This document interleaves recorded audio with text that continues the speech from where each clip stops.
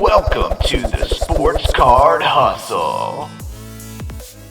Hey everybody, this is Michael with the Sports Card Hustle, and I am very, very excited to share with you another episode on this channel. We're going to get right into it in just a few moments, but before we do, make sure you give it a big thumbs up and subscribe down below because it really helps me out with the YouTube algorithm and lets other sports card investors, other sports card collectors, and people looking to save their sports card profits know that this video is for each and every one of them too.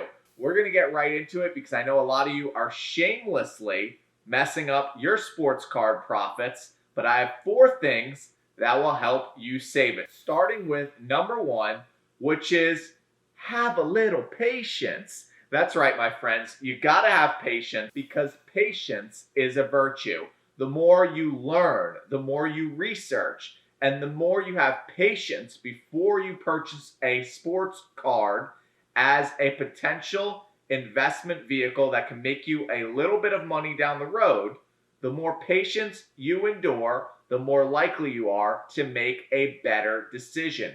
So have a little patience. Don't rush into buying things just because the hype is there. Make sure you have a good reason before you make a purchase. Make sure you have your own little checklist, per se, that justifies those purchases before you even pull the trigger. Because if you're just buying in the blind, you're not going to make great decisions or have a great return on that specific sports card when you go to sell. So have some patience because it will help save you a whole lot of headaches. And number 2, when you're having patience, deploy a little bit of that patience to research cards' price history. There is no worse feeling than buying a car for $100 and then looking or finding out that it's only recently been selling for $75. That, my friend, is a bad deal. So do your research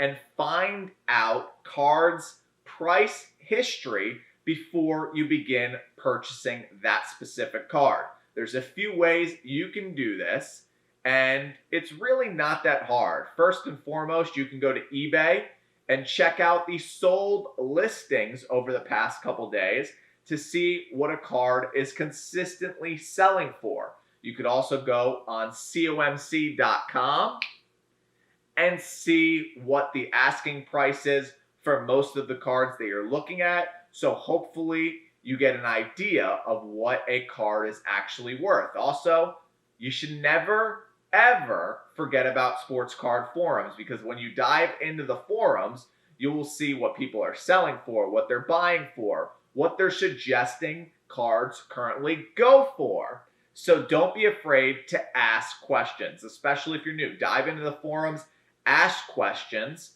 and even use Twitter to your advantage. There are a lot of sports card pages out there that are happy to give you advice and have discussions on various card prices, on various future cards that are releasing, and give you a whole lot of knowledge. So make sure that you research cards' price history before you buy. And once you've come up with a card's price history, number 3, negotiate, negotiate, negotiate. That's right, my friends. Don't be afraid to negotiate. Negotiate because that is some of the best ways to get great deals. If you determine a card is worth $100 and you go in on eBay after a card that has a make best offer option on it, you could sometimes offer $90 and get that card below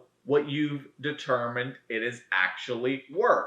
And you could also do that in the forums. When somebody asks for $100, you could offer them $90.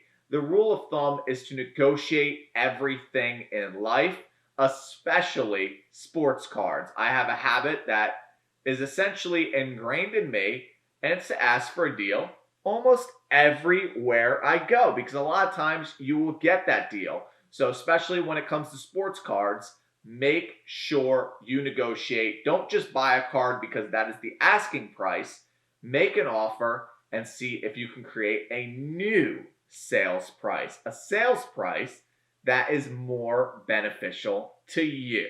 And last but certainly not least, the fourth thing that could help save your sports card profits is knowing when to sell. Just like anything else in life, if you buy it in hopes to make a profit on it, you gotta know what kind of profit you're looking for and when to sell. And a general rule of thumb that I use personally is 2 to 3x.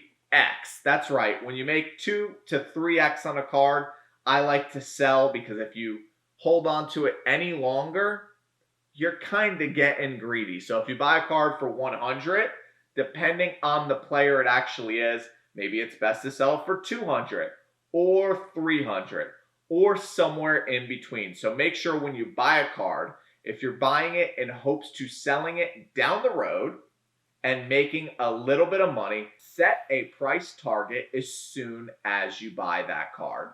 And I like to go with the rule of thumb, which is 2 to 3x.